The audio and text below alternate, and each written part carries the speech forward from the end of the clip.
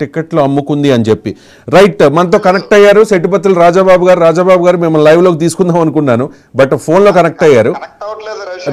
Right మిమ్మల్ని phone లో live లోకి తీసుకున్నానండి నేను ఆల్రెడీ మీరు ఆన్ ఎయిర్ ఉన్నారు సో మీరు పార్టీకి ఎందుకు రిజైన్ చేశారు నా ఫస్ట్ క్వశ్చన్ ఓకే సార్ ఏముంది ఇప్పుడు జనసేన పార్టీ అమలాపురం అనేది ఒక చారిత్రాత్మకమైనటువంటి నియోజకవర్గం అండి జనసేన పార్టీకి ఎందుకంటే 2009లో చిరంజీవి గారు ప్రజారాజ్యం పెట్టినప్పటి నుంచి కూడా అక్కడ కొట్టాలి అని చెప్పేసి అక్కడ అన్నటువంటి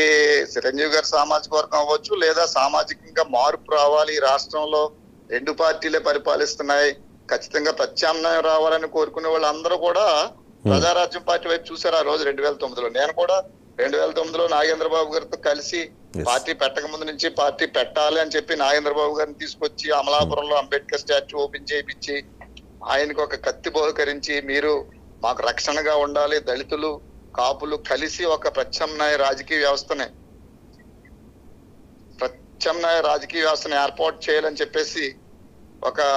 ప్రయత్నం చేయాలని ఆయనతో కలిసి కూడా తిరగడం జరిగింది. అవును మీరు జిల్లా వైస్ ప్రెసిడెంట్ గా కూడా పనిచేశారు కదా ప్రజారాజ్యం పార్టీ అధికార ప్రతినిధిగా పనిచేశాను పార్టీ మెర్జ్ అవ్వక ముందు ఆర్గనైజింగ్ సెక్రటరీగా పనిచేశాను పార్టీ మెర్జ్ అయిన తర్వాత జ్యోతిల్ నెహ్రూ గారికి నాకు ఉన్నటువంటి ఆయన నాకు రాజకీయ గురువుగా ఉండేవారు కాబట్టి జ్యోతిల్ నెహ్రూ గారు మేము రాజకీయాలని అప్పుడు వేరే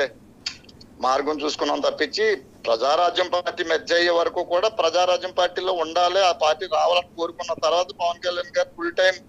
జనసేన పార్టీని 2014లోంచి 2015 నుంచి యాక్టివేట్ చేసిన వెంటనే పార్టీలోకి వచ్చాం జిల్లా జాయింట్ కన్వీనర్ గా పనిచేశాను జిల్లా అంతా విస్తృతంగా తిరిగాం మా సామాజిక వర్గాన్ని నుంచి దళిత సామాజిక వర్గం నుంచి ఎక్కువ మందిని పార్టీలోకి ఆహ్వానించాం అంతవరకు ఎందుకు మనం ఇప్పుడు ఎంపీ పోటీ చేసిన డిఎంఆర్ శాఖను కూడా ఆయన కూడా నేనే ఆహ్వానించాను పార్టీలోకి సో ఇంత విస్తృతంగా పార్టీకి పనిచేసిన తర్వాత అమలాపురం వచ్చేటప్పటికి పవన్ కళ్యాణ్ గారు అంటే అభిమానించేవాళ్ళు మెగా కుటుంబం అంటే అభిమానించేవాళ్ళు చాలా ఆశతో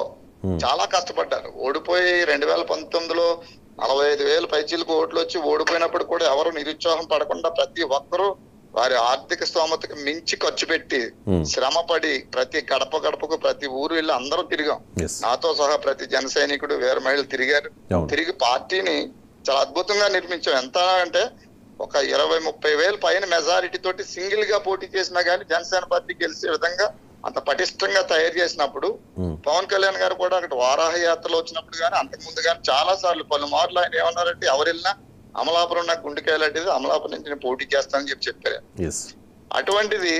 ఒక్కసారిగా అమలాపురాన్ని వదులుకోవడం అనేది ఎవరికి కూడా అంటే ఈ మధ్యలో ఏదో జరిగింది అవి కూడా మనం మాట్లాడుకుందాం